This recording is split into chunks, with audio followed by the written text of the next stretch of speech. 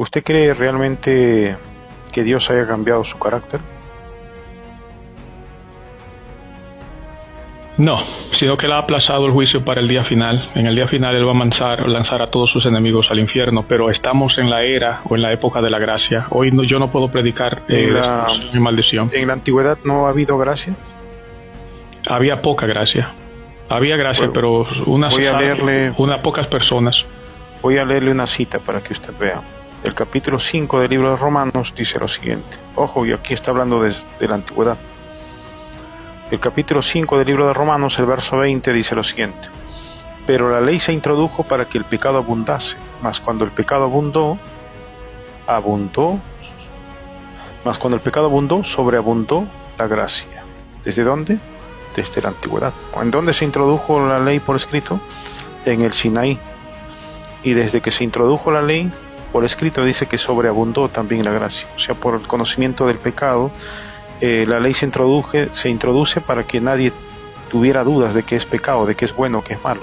Y desde ese punto dice que la gracia también está sobreabundando. Desde un principio, porque no hay ninguno en este caso que no se haya arrepentido, no se haya vuelto a Dios, a quien Dios no le haya concedido el perdón. Lo que sucede es que si tú vas a hacer no han hecho absolutamente nada. Si vas a hacer una interpretación integral de las Escrituras, tú tendrías que unir ese versículo a uno que dice: la ley por medio de Moisés fue dada, pero la gracia y la verdad vinieron por medio del Señor Jesucristo. La gracia de Dios abundó cuando Cristo vino al mundo y murió por los pecados de la humanidad. Yo le pregunto, ¿usted cree que Adán y Eva por qué se salvaron? ¿O por qué se van a salvar? Por gracia. Listo. Entonces la gracia está desde un principio y eso es indiscutible. La mayoría de las personas que se salvan vienen de este tiempo, no de los tiempos antiguos. Todos. Ahora, si en la antigüedad ha habido gracia, bueno, ahora también hay gracia y es la misma, no ha cambiado, ¿no? Porque esa gracia, no, es la misma. Porque esa gracia tiene que ver con el sacrificio de Cristo. No hay nadie que pueda presentar la idea en estos tiempos de que alguien se haya salvado por sus obras, por guardar la ley. No, porque la salvación después de la caída del ser humano nunca ha sido por obras. Abel nunca hizo nada para ser salvo, Eva nunca hizo nada, Adán nunca hizo nada. Dios les concedió su gracia. ¿Y qué era lo que ellos tenían que hacer? Es permanecer dentro de esa gracia, ¿no? Como nosotros también debemos de permanecer dentro de esa gracia. La gracia está allí, pero si es que, como Saúl, uno se sale del plan de Dios, simplemente te pierdes. En estos tiempos también pasa lo mismo. La gracia no obliga a salvarse a nadie. Sí, el único problema que yo tengo es cuando tú dices que después que Cristo vino, hay igual gracia, que la misma gracia que trajo Cristo ya existía en el pasado. Yo no puedo creer eso. Yo lo siento, pero no. Usted acaba de decir que Dios no ha cambiado su carácter. Claro que no, pero eso no tiene que ver. ¿Usted cree que Dios ha sido siempre amor? Sí, Dios siempre ha sido amor. Listo. Pero su amor se lo ha mostrado a un grupo limitado de personas en el Antiguo Testamento.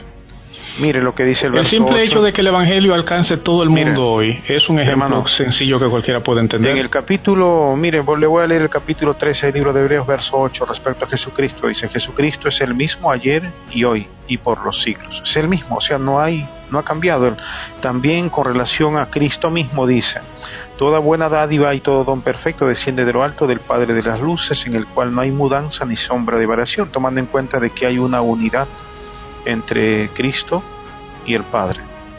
Y si es que Jesucristo no ha mudado, el Padre tampoco, ni el Espíritu. Y aquí dentro de ese ámbito se puede entender de que no hay una sombra de variación, dice, en el cual no hay mudanza ni sombra de variación, o sea, la más mínima sombra o indicio de que Dios haya cambiado. No lo hay. Somos nosotros quienes no estamos entendiendo a Dios. Los aborígenes que vivían aquí en las Américas, los indios, los aztecas, toda esa gente, ellos se les predicaba la gracia de Dios. No. En los tiempos de la ley, ¿verdad que no? Y después que Cristo murió, hay mucha gente que no conoce de Dios, hermano, y están muriendo. Pero en este día van a morir.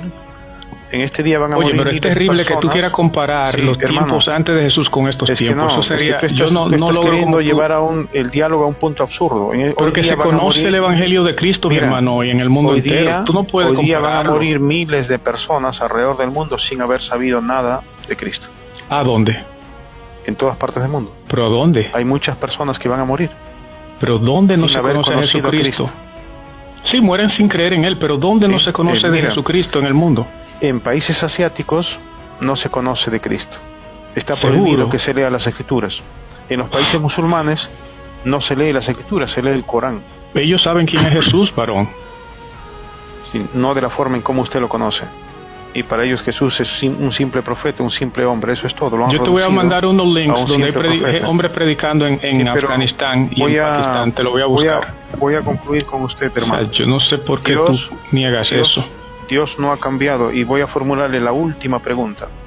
Ajá. En Juan capítulo 1 verso 18 dice que a Dios nadie le ha visto jamás. En Juan 5:37 se suma la idea de que nadie le ha escuchado jamás, mientras en 1 Timoteo 6:16 se dice de que a Dios, porque Él habita en luz inaccesible al Padre, nadie le ha visto ni le puede ver. Te pregunto, hermano, ¿quién es ese Dios que aparece en la antigüedad? A quien sí vieron, a quien sí escucharon y a quien sí tocaron. O la imagen visible, el Hijo de Dios.